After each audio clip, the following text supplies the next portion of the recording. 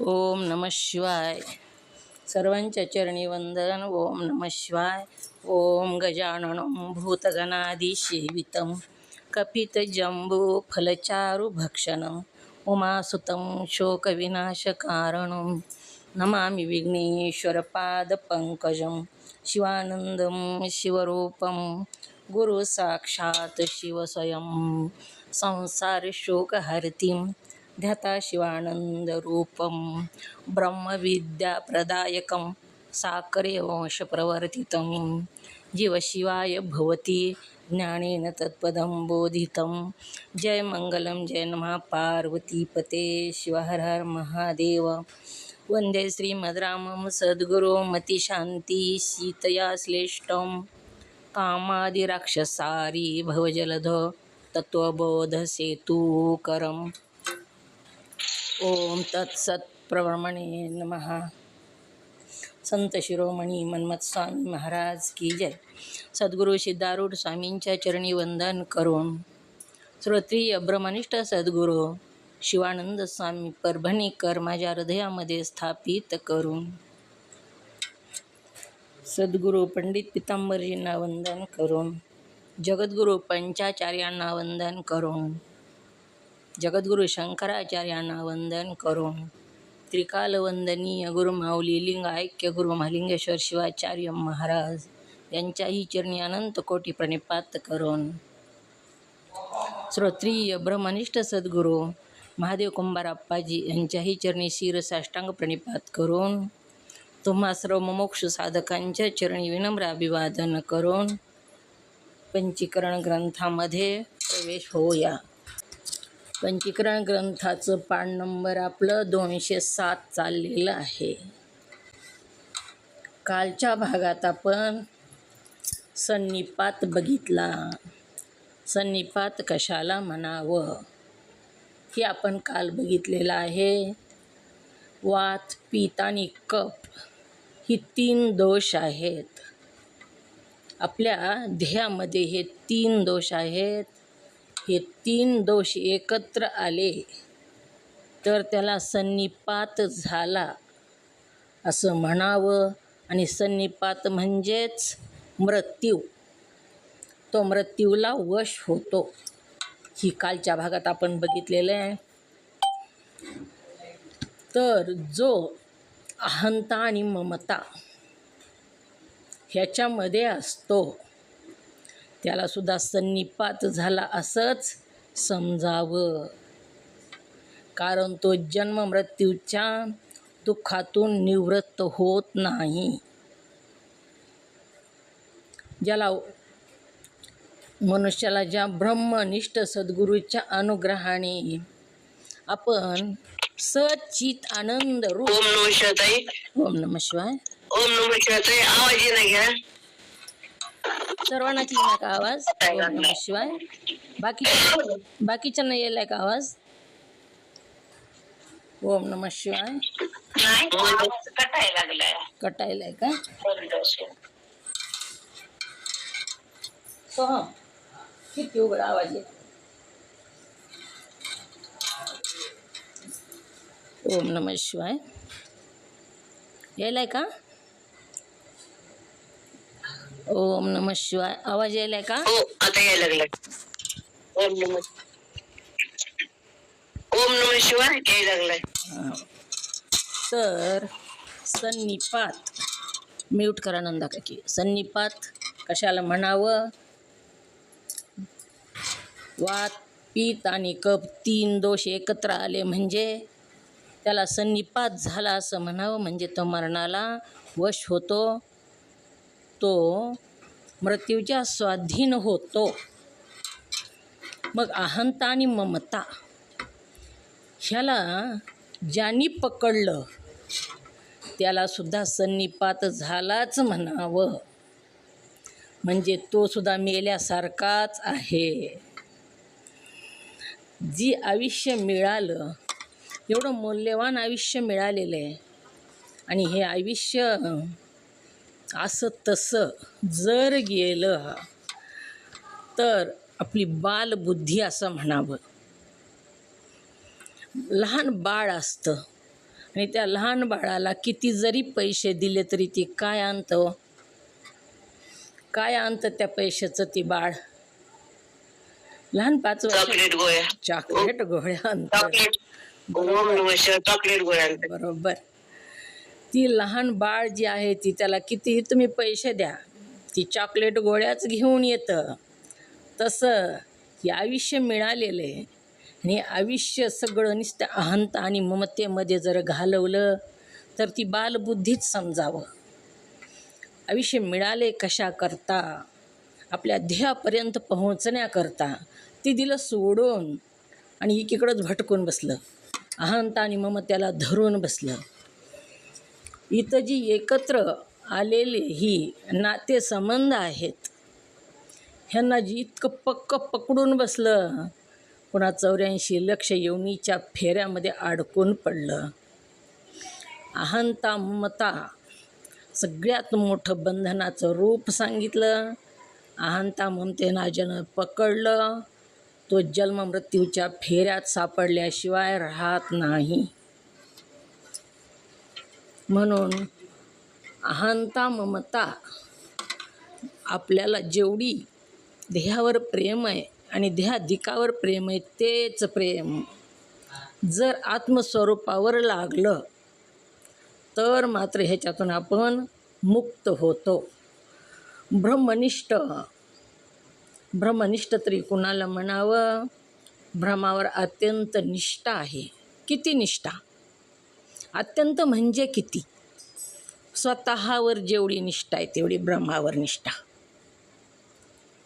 सगळ्यापेक्षा जास्त ध्येय आवडतो बघा. स्वतःवर विश्वास असतो. दुसऱ्यापेक्षा कुणावरच विश्वास नाही, पण आपल्या स्वतःवर विश्वास असतं. स्वतःच्या चुका गुन्हे काहीही माणूस माफ करतो, स्वतःवर प्रेम करतो. तेवढं प्रेम ब्रह्मावर असावं.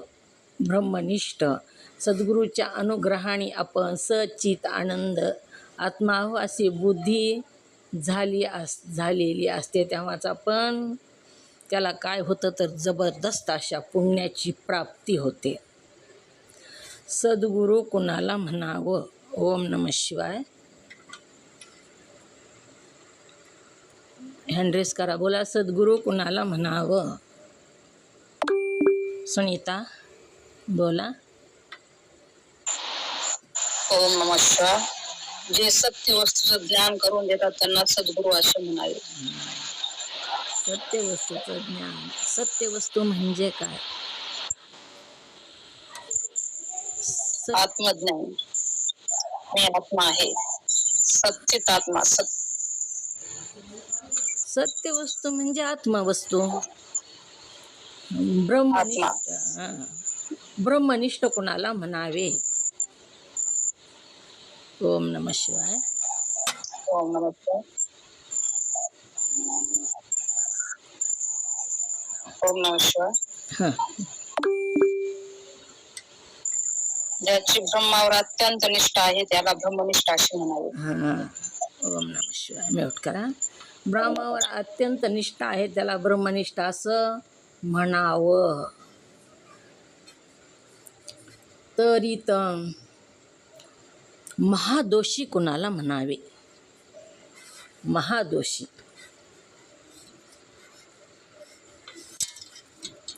बोला नंदा काकी, महादोषी कुणाला म्हणावे?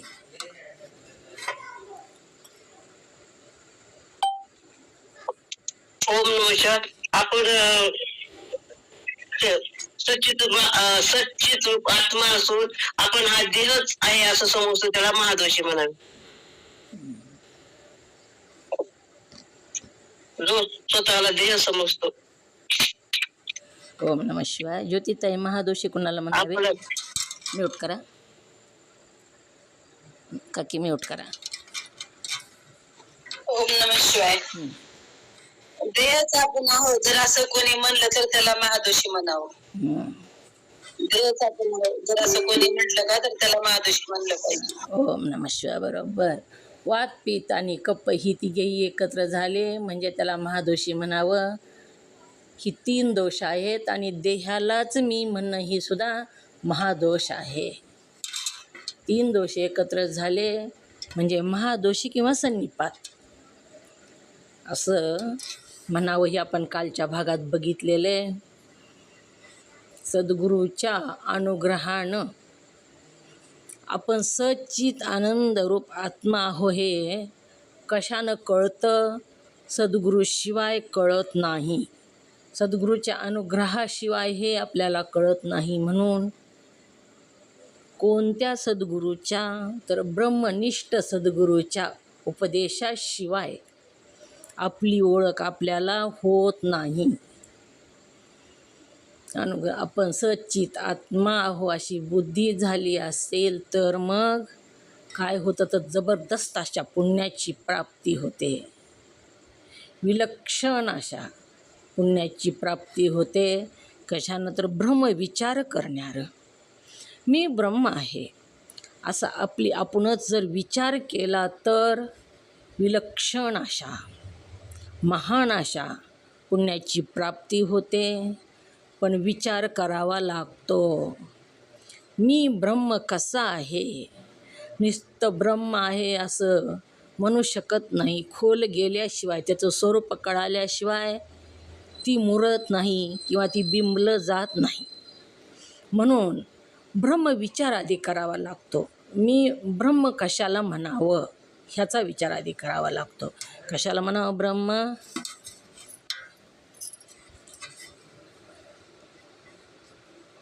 ओम नमः शिवाय.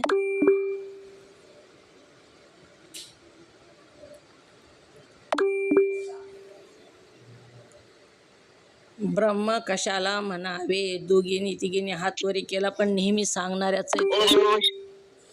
बरं बोला बोला. सांगू? हो सांगा. ब्रह्मांडामध्ये उत्पत भरलेल्या चैतन्याला ब्रह्म असे म्हणावे. आत्मा कशाला म्हणावे? आत्मा कशाला म्हणावे? ओम नमः शिवाय. सांगू का ताई? भरल्या चैतन्याला आत्मा असं म्हणावे. आणखी एक शब्द गेला विचार. एक वेळेस आणखीन सांगा. काय म्हणलात? ऐकायला आलं नाही का? की ऐकू आलं नाही?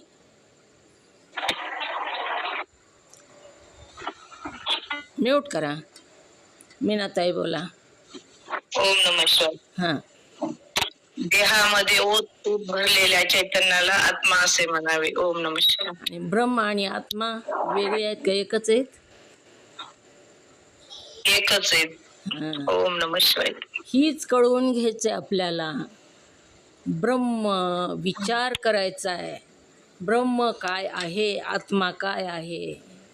ह्याचा विचार करायचा आहे. देह काय आहे?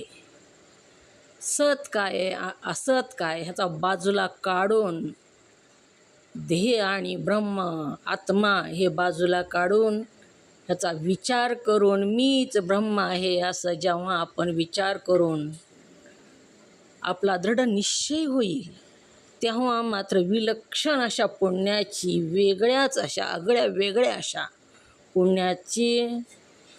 पुण्याचा हा हेतूच आहे. हा विचार जो आहे तो कारणच आहे. विचार केल्याशिवाय विलक्षण पुण्याची अशी प्राप्ती होत नाही, वेगळ्या अशा पुण्याची. म्हणून सत काय असत काय ह्याचा विचार. मी सत आहे, असत देह आहे. देह आणि आत्मा ह्याचा फरक आपण आताच वरी कालच बघितलेला आहे. ह्या दोन्हीचं वेगळं वेगळं करून विचार करायला पाहिजे, तेव्हाच ब्रह्मविचार त्याला म्हणावं. आणि विलक्षण पुण्याचं हेतू म्हणजे कारण. ब्रह्मविचारच विलक्षण पुण्याचं कारण आहे. ही धन मुक्तावलीत आत्मपुरुषाचे वाक्य आहे. आता क्षणमात्र ब्रह्मविचाराचे फल सांगितलेले आहे. श्लोक मीनाताई वाचा. ओम नमः शिवाय. ओम नमः शिवाय. ताई तुमच्या चरणी वंदन. क्षणमात्र ब्रह्मविचाराचे फल. श्लोक.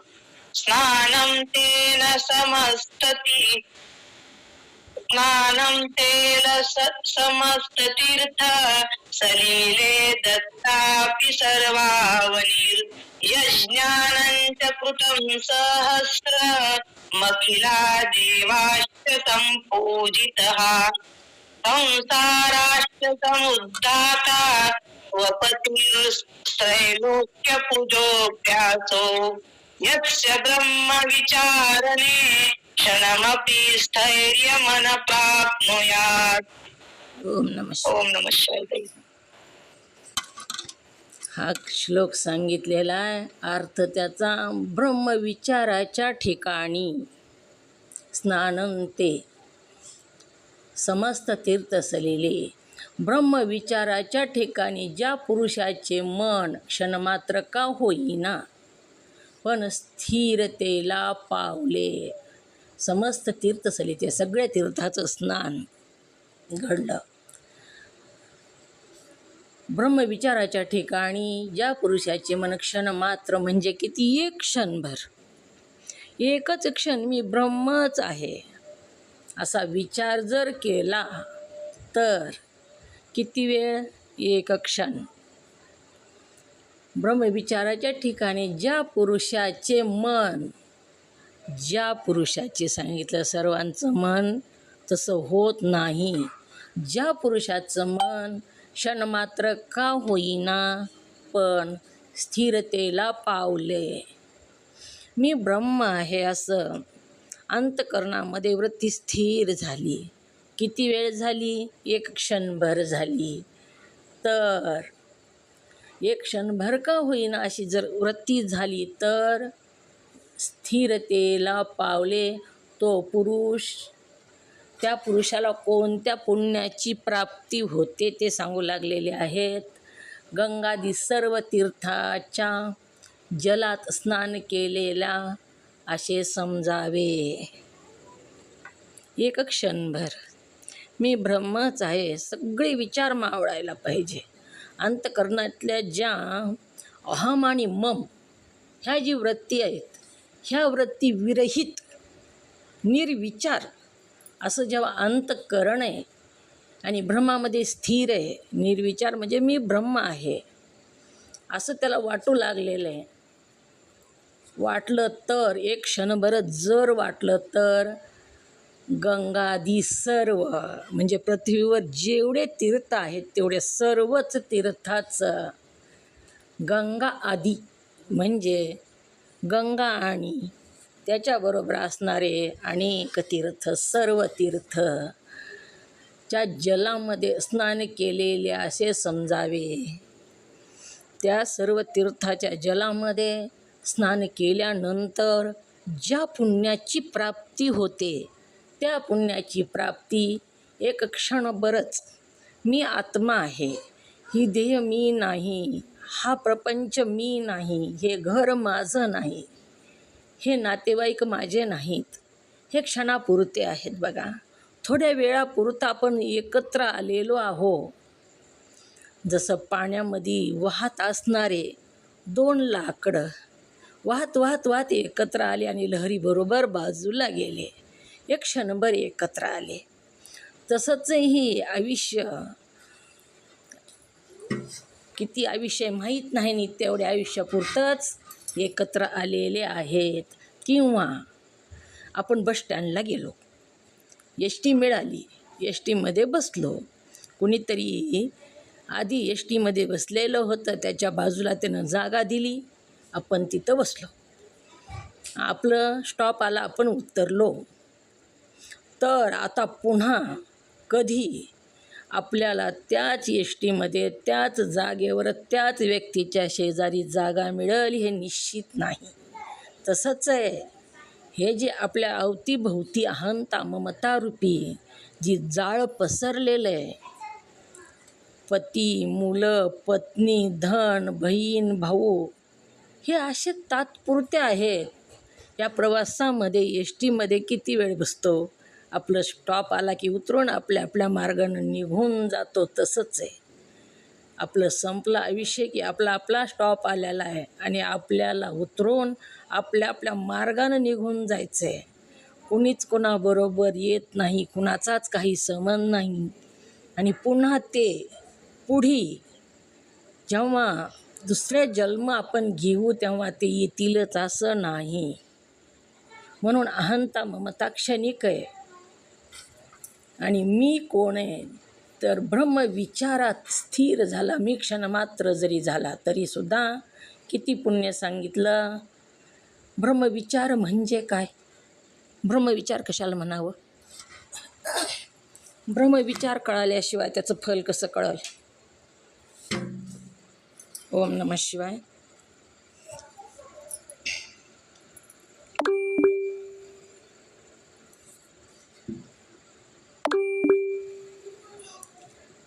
ओम नमः शिवाय. सुनंदाताई पाटील बोला, ब्रह्मविचार कशाला म्हणावे? सच्चिदानंद स्वरूप आत्मा मीच आहे असा विचार करणे यालाच ब्रह्मविचार म्हणतात. ओम नमः शिवाय. मीनाताई बोला, ओम नमः शिवाय. कशाला म्हणावं ब्रह्मविचार?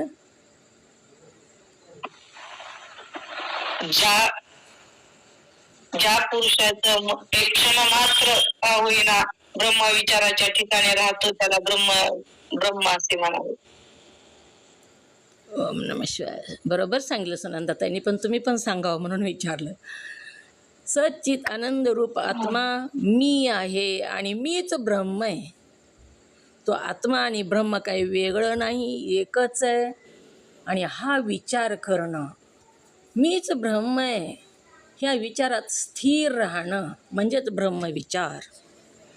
ही ध्येय मी नाही, हे इंद्रिय मी नाही, ही घर माझं नाही, ही असं ह्याच्यापासून बाजूला होऊन अहंता आणि ममता ह्याची पक्कड सोडून, ह्याला जी पकडलेलं आहे ना ती पक्कड ढिली करायची, सोडूनच द्यायचं ती. आणि मी कोण आहे तर मी सच्चित आनंद रूप असा आत्मा आहे, शुद्ध बुद्ध नित्यमुक्त असा मी आत्मा आहे, ज्ञान स्वरूप निर्मल असा जो विचार करतो त्याला ब्रह्मविचार असं म्हणावं. मीच ब्रह्म आहे असा विचार करणं म्हणजेच ब्रह्मविचार करणं. असा विचार किती वेळ केला हो तरी एक क्षणभर केला. त्याचं पुण्य गंगा आदी सर्व तीर्थाच्या जलात स्नान केल्यावर आपण तीर्थयात्रेला जातो. मी वेगळा, देव वेगळा, तीर्थ वेगळे असं म्हणून स्नान करतो. मग तिथं एकाच तीर्थाचं स्नान होतं. परंतु गंगा आदी सर्व पृथ्वीचे जेवढे तीर्थ आहेत तेवढ्या तीर्थात स्नान केल्याचं फळ प्राप्त होतं. केलेलं असे समजावे. नंबर 2, इतकेच नव्हे तर त्याने सर्व पृथ्वीचे दान केले. पृथ्वीचं दान केल्यावर ज्या फलाची प्राप्ती होते त्या फलाची प्राप्ती एक क्षणभर ब्रह्मविचार केल्याने होते. नंबर 3, हजारो यज्ञ केल्याने जे पुण्य प्राप्त होतं ते पुण्य एक क्षणभर ब्रह्मविचार करण्याने होतं. जितक्या म्हणून देवता आहेत तितक्या सर्वांची पूजा केली. किती 33 कोटी देवता सांगितल्या. 33 कोटी देवतेचं पूजन केल्यानंतर ज्या फळाची प्राप्ती होते त्या फळाची प्राप्ती एक क्षणभर ब्रह्मविचार केल्याने होते. जितक्या काही देवता आहेत त्या सर्व देवताचे पूजन केल्याचे पुण्य प्राप्त होते. किती तो देवता किती आहेत? 33 कोटी ताई. ओम नमः शिवाय. 33 कोटी म्हणजे 33 करोड का? म्हणजे 33 कोटीचा अर्थ काय? 33 प्रकारचे 33 प्रकारच्या देवता आहेत. संस्कृतमध्ये कोटीचा अर्थ प्रकार असं होतो. प्रकार तेवढे 33 प्रकारच्या देवता आहेत. 11 रुद्र, 12 आदित्य, 8 वसु, 1 प्रजापती आणि 1 इंद्र. अशा प्रकारे 33 प्रकारच्या देवता आहेत आणि ह्यालाच कोटी म्हणजे प्रकार. 33 प्रकार. ओम नमः शिवाय. ओम नमः शिवाय. हां ओम नमः शिवाय. ओम नमः शिवाय एकदा सांगता का? 33 हो 33 प्रकारचे देव. हो. 11 रुद्र, 11 रुद्र, 12 आदित्य. लिहून घ्यायचं असलं तर घ्या. 11 रुद्र, 12 आदित्य, 8 वसु, 1 प्रजापती आणि 1 इंद्र. किती झाल्या बघा, मोजून सांगा मला. का चुकलं माझं? आलं का चुकलं? 11 रुद्र, 12 आदित्य. ओम नमः शिवाय. 11 रुद्र, 12 आदित्य, 8 वसु, 1 प्रजापती आणि इंद्र. किती झाले?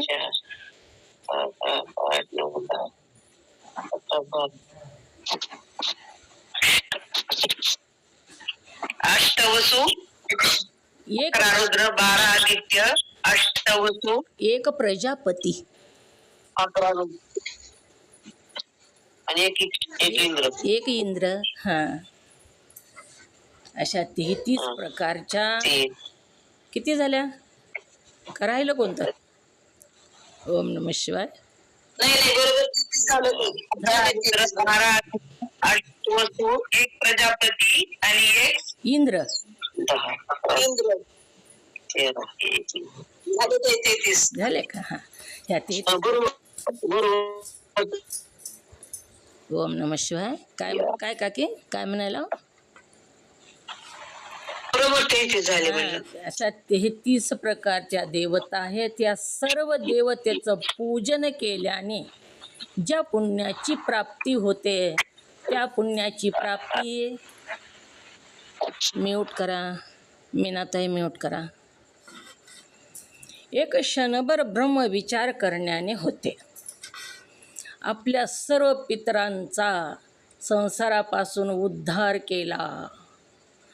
एक जरी व्यक्ती आपल्या कुळामध्ये ब्रह्म ज्ञान प्राप्त करून घेणारा निघाला तरी 18 पिढ्याचा उद्धार होतो असं म्हणतात. तर एक जरी निघाला तरी मग पूर्वजांचा सगळा उद्धार होतो, सगळ्यांचाच, आपल्या आधीच्या गेलेल्या पिढ्यांचा. किती जरी दान धर्म त्यांच्या नावानं केलं तरीसुद्धा त्यांचा उद्धार होत नाही. उद्धारासाठी खूप मोठे यज्ञ करावे लागतात. एका माणसाला येवणी, अशा भूत येवणी, पिशाची येवणीपासून मुक्त करण्यासाठी भागवत कथा किंवा शिवमहापुराणासारखे यज्ञ करावे लागतात, तेव्हा त्याच्यातून त्यांची सुटका होते. परंतु एक क्षणभर जरी ब्रह्मविचार केला तर ह्यांची. ओम नमः शिवाय. ओम नमः शिवाय. 33 देवताचे नाव सांग. 33 देवता कोणत्या आहेत? सांगा ज्योतिताई. ज्योतिताई सांगा नाव. पाठ होतं तुम्हाला पण. ओम नमः शिवाय. 11 रुद्र, 12 आदित्य, 8 वसु, 1 प्रजापती, 1 इंद्र.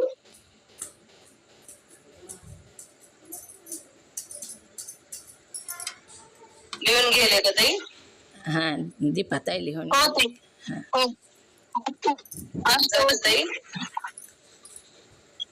11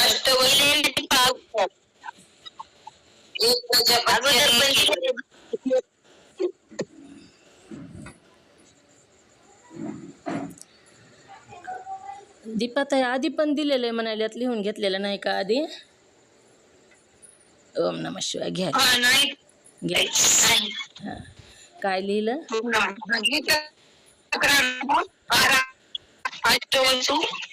एक. हां किती झाले? हां अशा 33 प्रकारच्या देवता आहेत. ओम नमः शिवाय. हां अष्टवसु कशाला म्हणायचं? देवता आहेत अष्टवसु. 12 आदित्य, सूर्यनारायण 12 प्रकारचे आहेत.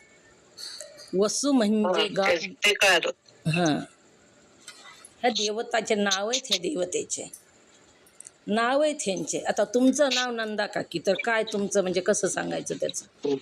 हे नाव आहेत देवताचे. अष्टवसू म्हणजे आठ प्रकारचे वस्तू असं वाटलं मला. 8 प्रकारच्या देवता आहेत, अष्टवसू. स्वर्गातल्या देवता आहेत त्या अष्टवसू. भीष्माचार्य एका 8व्या वसूचे अवतार आहेत ते. महाभारतातले भीष्माचार्य जे आहेत ना, 8व्या वसूचे अवतार आहेत ते. 7 वसू आणि हे 8वे वसू होते. त्यांनी अवतार घेतलेला आहे. हे 8 वसू आहेत. तर जितक्या पृथ्वीचे दान केले, सर्व पृथ्वीचं दान केल्यानंतर ज्या पुण्याची प्राप्ती होते, त्या पुण्याची प्राप्ती कशाने होते? एक क्षणभर. कोणता विचार? ब्रह्मविचार केल्याने. हजारो यज्ञ केल्याचे पुण्य.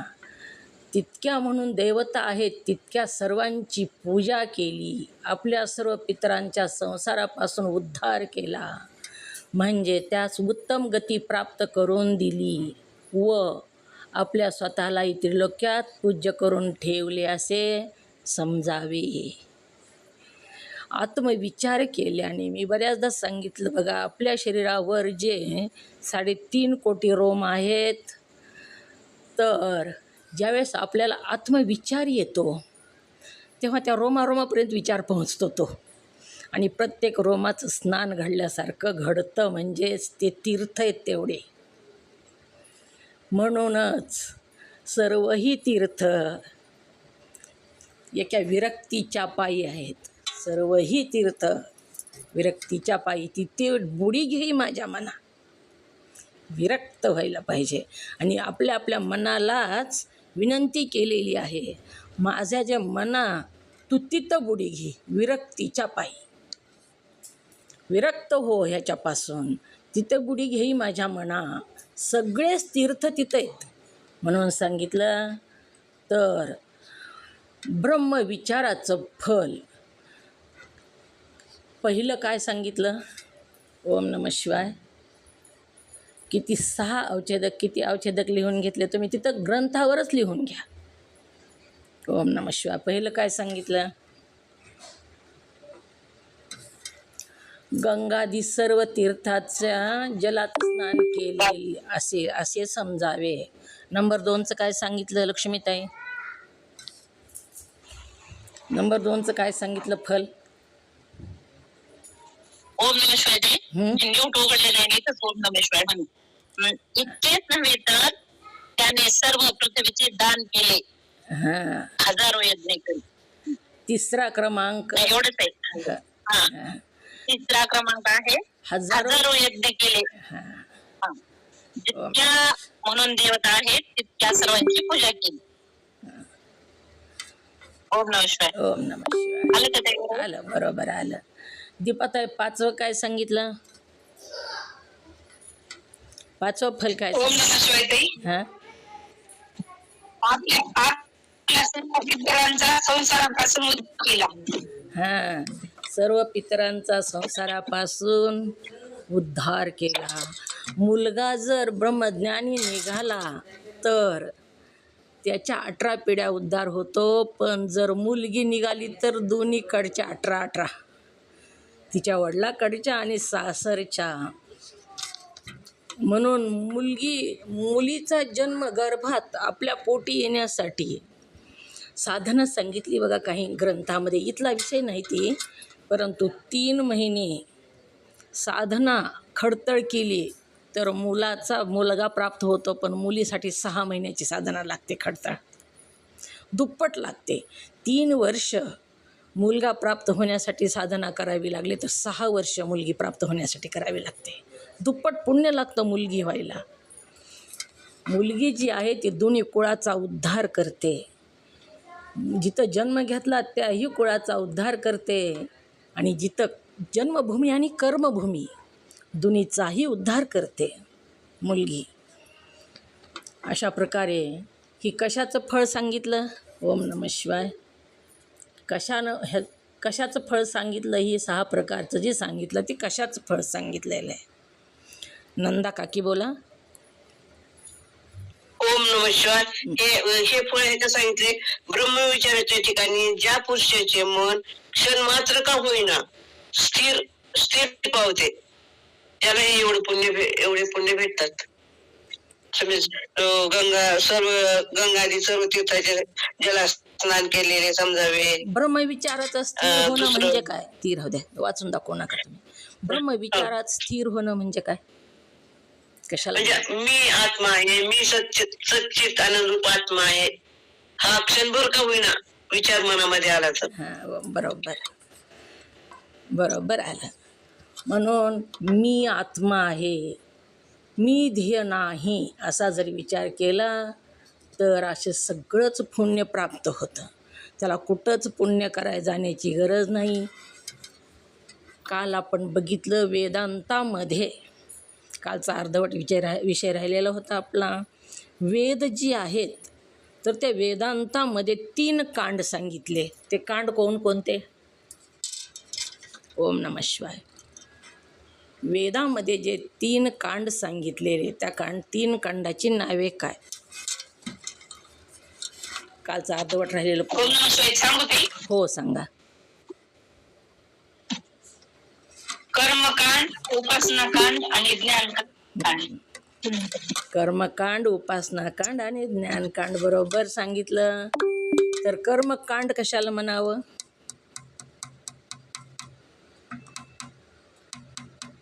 ओम नमः शिवाय. 3 कर्मकांड. ज्योतिताई बोला, कर्मकांड म्हणजे काय? ओम नमः शिवाय. कर्मकांड म्हणजे म्हणजे पाप वासना, मल वासना म्हणजे निष्काम कर्म केलं. आपले जे आपल्या हातून जे छोटे छोटे पाप आहेत ना, म्हणजे मलदोषालाच म्हणलेले कर्मकांड म्हणून बरं का. हो हो, ओम नमः शिवाय. बरोबर. मलदोषाला नाही, मलदोष निवृत्त होतो कर्मानं. जे वेद होतं पण कर्म. बोला की, बोला. नाही कर्मकांड तुम्ही प्रश्न काय केला ताई? कर्मकांड म्हणजे काय ना? हा, तर मग म्हणजे मल वासना, पाप वासना ह्यालाच म्हणजे कर्मकांड म्हणतात ना. वेदांतामध्ये वेदांतामध्ये 3 कांड सांगितले. पहिल्या भागामध्ये वेदांताच्या कर्मकांड सांगितलं, दुसऱ्या भागामध्ये उपासना कांड सांगितलं आणि तिसऱ्या भागामध्ये जे ज्ञान आहे, आवरण दूर करतो ते ज्ञान सांगितलेलं आहे. पहिलं कर्मकांड म्हणजे कर्म करा. कर्म करण्यानं का सांगितलं 3ही? तर आपल्यामध्ये 3 दोष आहेत: मल दोष, विक्षेप दोष आणि आवरण दोष. ही 3 दोषाची निवृत्ती ह्या 3नं होते. कर्मकांडानं मलदोष निवृत्त होतो. मलदोष म्हणजे पाप. कर्म करणं म्हणजे कर्म करणं म्हणजे पारायण करणं, जप करणं, तीर्थयात्रा करणं, दान धर्म करणं, ही कर्म करा. आपल्या हातानं कर्म करायचं. ती कर्मनं काय होतं तर आपल्यामधला जो पहिला मलदोष म्हणजे पाप, हे कर्मानं निवृत्त होतं.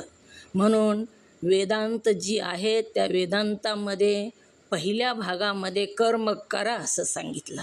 सत्कर्म करा, पुण्यकर्म करा, ही कर्म. आणि दुसरं जी उपासना कांड आहे, त्या उपासना कांड जे आहे त्याने विक्षेप दोष दूर होतो, म्हणजे मनाची चंचलता दूर होते. दुसरा दोष विक्षेप. आणि तिसरा जो आवरण दोष आहे, तो आवरण दोष ज्ञानानं दूर होतो. तिसरं ज्ञान आहे. म्हणून कर्म, उपासना आणि ज्ञान. सुरुवातीच्या काळामध्ये कर्म करावं लागतं. कर्म करून जेव्हा पाप निवृत्त होतं, पुन्हा उपासनाही करावी लागते. निष्काम कर्म आणि निष्काम उपासना. निष्काम उपासनेनं मनाची चंचलता, विक्षेप हा दूर होतो. आणि ते दूर झाल्यानंतर जो तिसरा आवरण दोष आहे, तो आवरण दोष ज्ञानानं दूर होतो. सद्गुरूच्या माध्यमातून सत्शास्त्राचं ज्ञान, अद्वैतशास्त्राचं ज्ञान सद्गुरूच्या मुखातून जेव्हा आपण ऐकतो, तेव्हा ही जी आवरण दोष आहे, ह्या आवरण दोषाची निवृत्ती झाली की मी आत्मा स्पष्ट दिसतो. आत्म्यावर जे आवरण आलेलं आहे ते आवरण किती सांगितले? अन्नमय कोश, प्राणमय कोश, मनोमय, ही जी आवरण आहेत, मनोमय कोश, विज्ञानमय कोश, आनंदमय कोश, ही आवरण आहेत. ही आवरण निवृत्त झाली की आपलं आत्मस्वरूप आपल्याला लक्षात येतं, कळतं. आणि म्हणून आधी कर्म करावं लागतं. कर्म पूर्ण झालं की पुन्हा उपासना करतो. आणि उपासना कर्म आणि निष्काम उपासना जेव्हा आपली भरपूर होते तेव्हा आपला प्रवेश ह्या ज्ञानाकडं होतो, अद्वैत ज्ञानाकडं. दोन नाही, एकच आहे, मीच देव आहे. कर्म करत असताना शरीरात पळत राहावं लागतं. कर्म करत असताना, उपासना करत असताना सुद्धा शरीराला ताप देऊन तपश्चर्या करावी लागते. परंतु आवरण दोष घालवायला ज्ञान प्राप्त करून घ्यावं लागतं, श्रवण करावं लागतं. श्रवण केलेलं मनन करून निधिध्यास करावा लागतो. निधिध्यास रात्रंदिवस मी आत्मा आहे असा निधिध्यास करावा लागतो. ही कशानं होतं? तर श्रवणानं होतं. श्रवणाच्या मिशी बसावे येऊनी साम्राज्य भुवनी सुखी नांदे. लक्ष देऊन जर श्रवण केलं तर दुसरं काहीच करायची गरज नाही. साम्राज्य भुवनी सुखी नांदे. आनंदानं साम्राज्याचं जे घर आहे, भुवन आहे, तिथं आपण आनंदानं नांदू. कशानं? तर श्रवण केल्यानं. लक्ष देऊन मनाची आणि कानाची गाठ मारून श्रवण करायला पाहिजे. सगळ्या वृत्ती एकत्र करून श्रवण जर केलं तर आपण तिथपर्यंत नक्की पोहोचू. श्रवणच महत्त्वाचं सांगितलेलं आहे. अशा प्रकारे मलदोष, विक्षेपदोष आणि आवरण दोष, तिन्ही दोष श्रवणानं निवृत्त ह्या कर्म उपासना, निष्काम कर्म, निष्काम उपासना आणि ज्ञान ह्यानं दूर झाल्यानंतरच आपला आत्मा आपल्याला, आत्मस्वरूप आपल्याला स्पष्ट दिसतं. वरचं आवरण निघून गेल्यानंतर जसं पाणी आहे बघा, आणि पाण्यावर शेवाळ आलं आहे, शेवाळच वरी दिसतं, पाणी दिसत नाही. जेव्हा शेवाळ बाजूला काढू, आवरण बाजूला काढू, तेव्हा त्याच्या खाली पाणी असतं, पण दिसायला काय वर शेवाळ दिसतं. तसंच आहे, आवरण काढल्याशिवाय आत्मस्वरूपाची ओळख होत नाही. आणि आवरण म्हणजेच अहंता आणि ममतेला पकडल्यानंतरच हे आवरण होतं. मी आणि माझं असं म्हणून आपण आत्मस्वरूप विसरून जातो. क्षणमात्र केलेल्या भ्रमविचाराचे जर एवढे पुण्य लागेल तर ध्येयध्यास टाकून सदा आपण ब्रह्मरूप आत्मा आहो. ध्येयध्यास कशाला म्हणावं? ध्येयध्यास सुनीताताई कशाला म्हणावं ध्येयध्यास? एक असून एक समजणे, म्हणजे आत्मा असून ध्येय समजणे, त्याला ध्येयध्यासाची म्हणाले. अध्यास कशाला म्हणावं?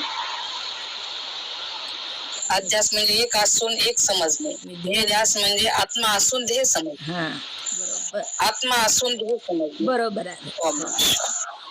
ध्येयध्यास टाकून म्हणजे मी ध्येय आहे ही टाकून देऊन मी आत्मा आहे असं जेव्हा आपण सदा आपण ब्रह्मरूप आहो अशी ज्याची बुद्धी ब्रह्माकार झाली असेल त्याच्या पुण्यास जोडच नाही. त्याच्या पुण्याला जोडच नाही, त्याला काहीच दुसरं करण्याची आवश्यकता नाही, गरज नाही, सगळं पुण्य त्याला प्राप्त झालं असं समजलं तर त्यास आश्चर्य ते कोणते? आश्चर्य काहीच नाही असं सांगू लागलेले आहेत. क्षणमात्र ब्रह्मविचार केल्याचे फळ काय? ओम नमः शिवाय. क्षणमात्र ब्रह्मविचार केल्याचे फळ काय? बोला दीपाताई, बोला. ओम नमः शिवाय. क्षणमात्र ब्रह्मविचार केल्याचे फळ काय? हँड्रेस केलाय, बोला तुम्ही. ज्योतिताई बोला, व्यवस्थित सांगा, सगळ्यांना कळतं पण आपण ऐकल्यावर. नमः शिवाय ताई.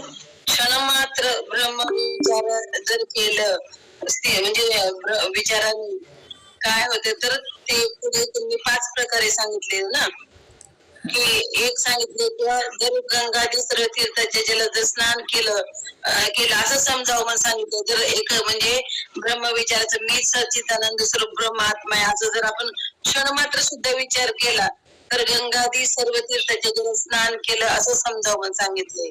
आणि इतकेच नव्हे तर त्यांनी दुसरे पण काय सांगितले, जर की आपण सर्व पृथ्वीचे दान केले असंही सुद्धा त्याच्यात म्हणजे एवढं पुण्य त्या ब्रह्मविचार ठिकाणी म्हणजे आपण मी सच्चिदानंद स्वरूप आत्मा एक क्षण मात्र मनातून म्हणजे एकदम असं तीव्रतेने की मीच ब्रह्म आहे असा जर विचार केला तर हे पुण्य लागते म्हणून सांगितले. त्याच्यानंतर तिसरं सांगितलंय, हजारो यज्ञ केल्यावर जेवढं पुण्य लागते ते पुण्य एका क्षणमात्र विचाराने म्हणजे ब्रह्माच्या एका क्षणमात्र विचाराने नाही लागते म्हणून सांगितलं. आणि चौथं सांगितलं, जितक्या देवता आहेत त्या देवतांची जर पूजा केल्यानंतर जी पुण्य लागते ते पुण्य क्षणमात्र ब्रह्मविचाराने मिळते म्हणून सांगितले. आणि 5वं सांगितले की आपल्या सर्व म्हणजे एखादा तरी समजा कुलामध्ये समजा ब्रह्मविचारी निघाला म्हणजे कसं ब्रह्माचं हे करणारा निघाला तर तो ब्रह्माचं हे करणार तर आपल्या सर्व पितरांचा म्हणजे संसारापासून उद्धार केला जातो. ब्रह्मज्ञान संपादन करणार असं उत्तम गती प्राप्त करून दिली असं सांगितलेलं. फक्त क्षण मात्र जर ब्रह्माच्या ठिकाणी जर विचार केला की मी सच्चिदानंद स्वरूप ब्रह्मात्मा आहे एवढं केलं तर एवढं पुण्य लाभते त्यांनी सांगितलेलं. म्हणजे ओम नमः शिवाय. छान सांगितलं ताई. किती पुण्य एक क्षण मात्र ब्रह्मविचाराचं, जे आपण पुण्य करू शकत नाही देहानं, विचारानं जे पुण्य करतो ते. प्रकाश एकदम प्रकाश पडला तर सगळीकडंच प्रकाश पडतो सूर्याचा, तसं सगळाच अंधकाराचा नाश होतो. तसं सगळंच आपलं कर्म जळून जातं तिथं वाईट ब्रह्मविचारानं. म्हणून क्षणमात्र ब्रह्मविचाराचं एवढं फळ सांगितलेलं आहे. ब्रह्मविचार म्हणजे काय मंगेताई? सर्व गंगादी सर्व तीर्थाच्या स्नान केलेले जे पुण्य मिळते इतकेच नाही तर ओम नमः शिवाय. ओम नमः शिवाय. ब्रह्मविचार कशाला म्हणावं? विचारच मी सच्चित आनंद स्वरूप आत्मा आहे याला ब्रह्मविचाराचे म्हणावे. हां, मी सच्चित आनंद रूप ब्रह्म जे आहे तेच मी आहे, आत्मा आहे.